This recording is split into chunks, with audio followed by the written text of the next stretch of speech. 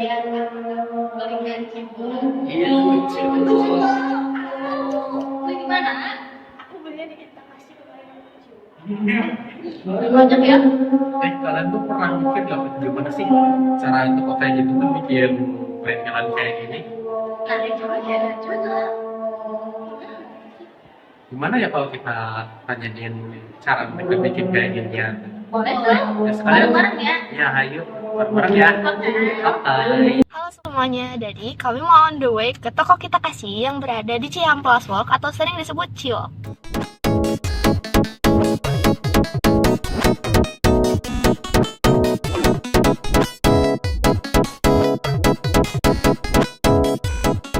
Kami udah berada di Ciwalk, dan tepatnya di depan kafe ada toko kita kasihnya yang berada di lantai 2 kalau kalian datang dari depan. Jadi ayo.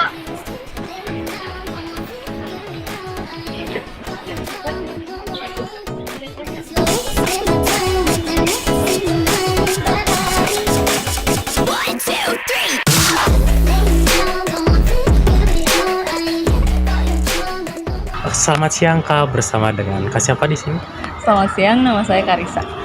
Oke Kak, perkenalkan nama saya Adriana Mahali. Saya di sini sebagai pewawancara untuk kelompok 5 kelas 12 di SMA 17 Bandung mengenai kewirausahaan ya Kak.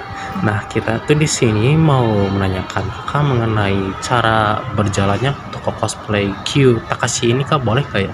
Boleh banget. Oke, kalau begitu kita mulai dari pertanyaan yang pertama ya. Apa sih produk yang disediakan oleh toko Q Takashi ini? Kalau untuk dari produk, kita itu mengutamakan kostum, wig, kayak merchandise juga buat para cosplayer yang sekiranya susah cari cari kostum yang harus kebanyakan import gitu kan. Iya. Jadi kita lebih ke menyediakan kostum sama wig untuk mereka, kalau misalnya untuk mereka mau cosplay di event-event gitu mereka gampang nyarinya. Sama untuk wibu-wibu yang biasa paling kita juga banyak menyediakan kayak merchandise. Merchandise dari anime-anime yang mungkin sekarang lagi booming-booming, kita selalu ngikutin juga. Kita sediain buat mereka kayak gitu. Siapa sih Kak tujuan penjualan dari Q Takashi ini? Apakah cuma menargetkan penggemar anime dan game saja, atau apa Q Takashi ini berusaha untuk membawa orang awam untuk mencoba dunia anime? Kalau untuk targetnya sendiri, kita emang awalnya itu dari cosplayer sih ya, dari wibu-wibu yang penyuka anime yang suka cosplay. Kita lebih ke menyediakan sarana buat mereka lebih mudah mencari kebutuhan yang mereka perluin gitu kan. Sama untuk wibu-wibu yang juga emang mereka suka kumpulin kayak keychain gitu kan, banyak pin dan segala macamnya. Kita nargetin awalnya kayak gitu ke mereka, tapi untuk sekarang ini banyak orang awam yang tadinya emang nggak suka atau nggak tahu soal anime penasaran gitu, dan kita juga selalu bersedia kayak ngejawab misalkan mereka penasaran perihal anime apa, kita kasih tahu, kita kasih info gitu untuk mereka sekiranya mau terjun ke dunia anime kayak gitu sih. Kapan sih toko Q Takashi ini muncul dan bagaimana perkembangannya sampai saat ini? Kalau untuk detail kapannya mungkin antara 2011-2012an ya. Untuk di e-commerce itu kita baru terdaftar itu 2016. Dan untuk toko ini perkiraan 2022 gitu kan. Kalau untuk perkembangannya dari awal sampai sekarang itu mungkin ya memang berkembang pesat ya. Cukup stabil dari awal yang mungkin nggak terlalu besar sampai sekarang bisa ada di sini gitu. Cukup baik, apalagi karena kayak penyuka anime juga makin banyak sih ya. Event-event gitu juga masih makin banyak, jadi lumayan meningkat sih untuk saya. Menurut kakak ini sosmed itu penting nggak sih buat Q Takashi ini? Kalau sosmed itu penting banget sih, kita lebih aktif di sosial media kan ketimbang offline untuk saat ini orang-orang tuh. Jadi mereka jadi Instagram sama Facebook itu emang benar-benar berpengaruh besar banget buat kita. Banyak orang yang tadinya nggak tahu, karena untuk toko kan kita cuma ada di Ciwalk ya. Sedangkan kalau Instagram itu bisa ditembus sama orang di luar kota juga kan gitu.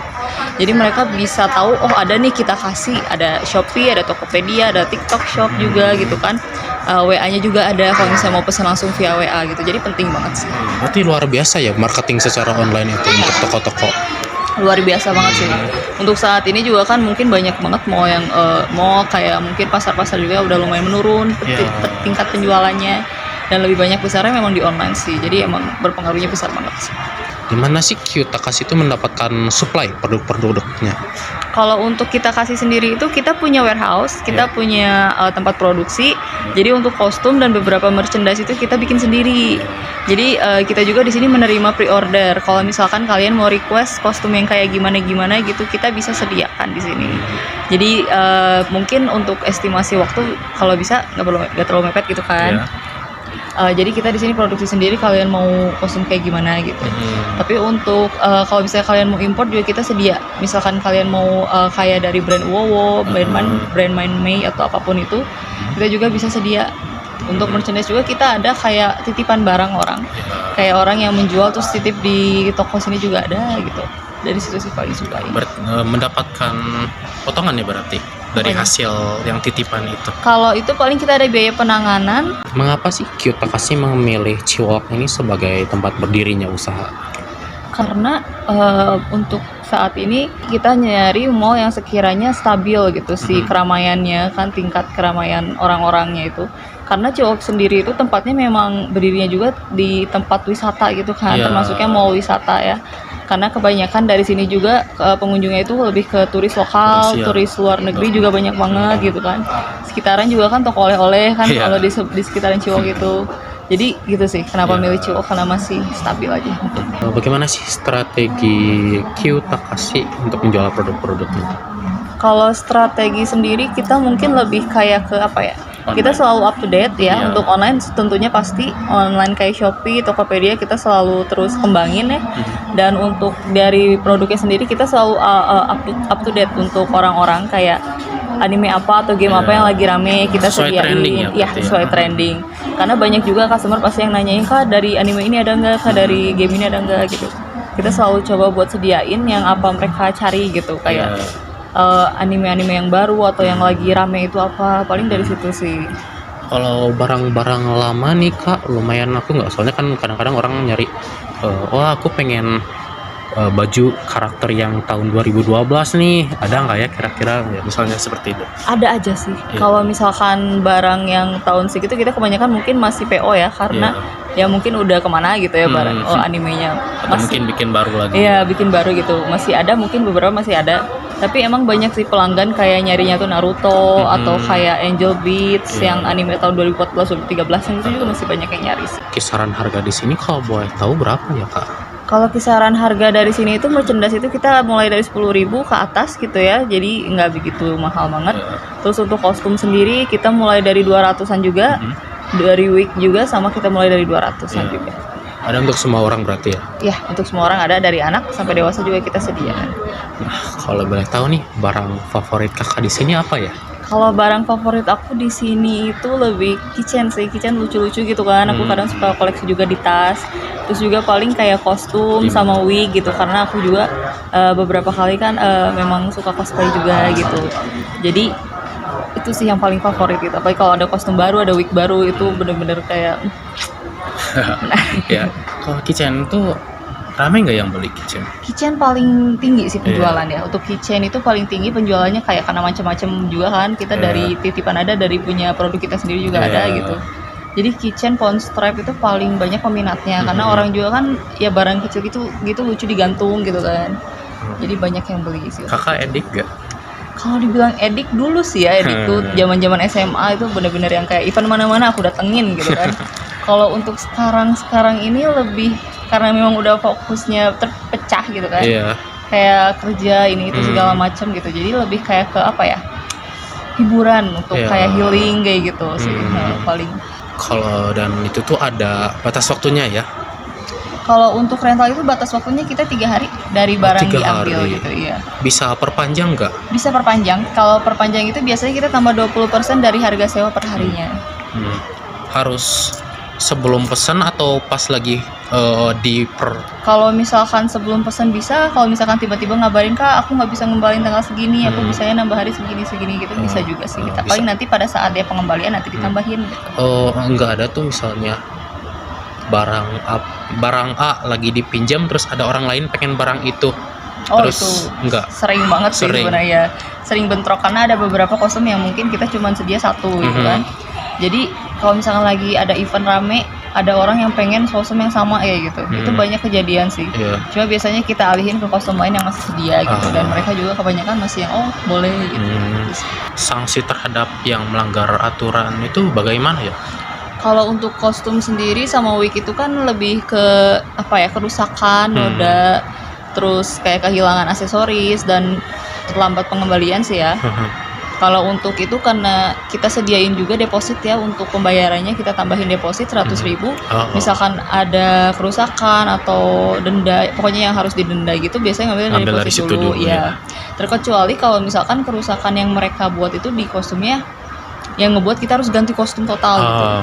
Karena sebelumnya ada kostum apa ya, Luffy Wano gitu pokoknya dia tuh kena sesuatu yang akhirnya kerusakannya tuh parah banget ke kostum, dan itu mungkin memang lebih ke harus ganti biaya produksi gitu sih ya. Apa sih Kak masalah yang dihadapi oleh kita kasih dalam jual produk-produknya? Kalau masalah sih kita lebih kayak ke apa ya, mungkin karena sekarang udah banyak ya orang-orang pesaing-pesaing juga udah rame sih, paling kayak dari situ mungkin orang lebih banyak nyari yang lebih terdekat mungkin ya dari kota-kota mereka, karena kadang dulu itu sebelumnya mungkin dari luar kota banyak yang datang ke sini, tapi karena mungkin udah ada di kota mereka juga, mereka lebih nyari di sana gitu kan. Paling dari situ sih. Kelebihan dan kekurangan toko anime itu apa ya Kak? Kalau kelebihannya itu mungkin apa ya, kelebihannya itu ya kita mewadahi orang-orang yang menyukai anime gitu kan, mungkin yang kayak toko offline tuh jarang orang lihat gitu kan. Untuk anime-anime kayak gini masih susah buat ditemuin gitu kan. Sedangkan kita ada di pusat kota gitu, mereka misalkan mau beli kostum, misalkan penasaran bahannya kayak gimana, si kualitasnya mau lihat langsung kayak gimana, bisa kayak gitu sih ya, bisa langsung cek langsung sendiri. Toko ini tuh nyediain sampel bahan nggak? Kalau sampel bahan lebih kayak ke misalkan mau pre-order, kalian mau butuh bahan yang mereka pengenin apa gitu, paling bisa ngomong sih. Kalau untuk sampel nggak ada sih. Kalau untuk kekurangan ya tadi, kekurangannya sendiri lebih kayak ke karena toko anime kayak gini kan pasti bukan kebutuhan primer ya. Kita ya memang orang-orang yang hobi aja gitu kan. Untuk misalkan mereka mau beli juga sesuai mereka kepinginan mereka, misalkan ada lagi event gitu kan. Kalau misalkan nggak terlalu butuh-butuh banget, mungkin ya udah gitu, paling dari online kayak gitu kan. Berarti kita kasih ini tergantung banget sama apa yang sedang terjadi di luar ya, dan nggak kehendak kita kasih sendiri untuk kalau misalnya kayak misalkan lagi banyak event, mungkin rame orang yang mau beli kostum atau mau rental, itu pasti rame gitu kan. Sedangkan sisanya mungkin ketika mereka memang pengen beli aja gitu, untuk merchandise yang kayak gitu, kostum gitu. Dapat disimpulkan bahwa kita kasih itu merupakan salah satu toko yang sangat tergantung sama medsos dan keupdatean ya. Iya.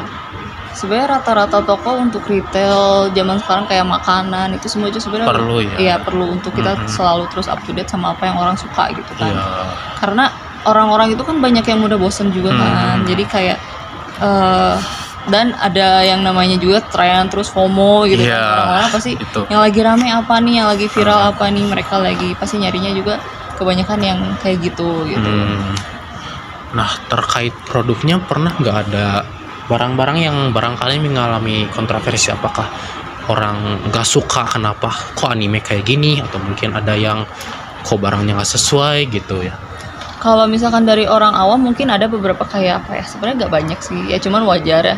Kayak ibu-ibu yang bawa anaknya ke sini, kan ada beberapa mungkin kostum yang agak terlalu vulgar gitu kan, gambar-gambarnya juga terlalu vulgar. Paling dari situ sih, cuman itu juga mereka kayak sekedar apa ya, cuman maksudnya ibu-ibu paling cuma kayak oh ya apa ya, kurang langsung pergi gimana gitu kan.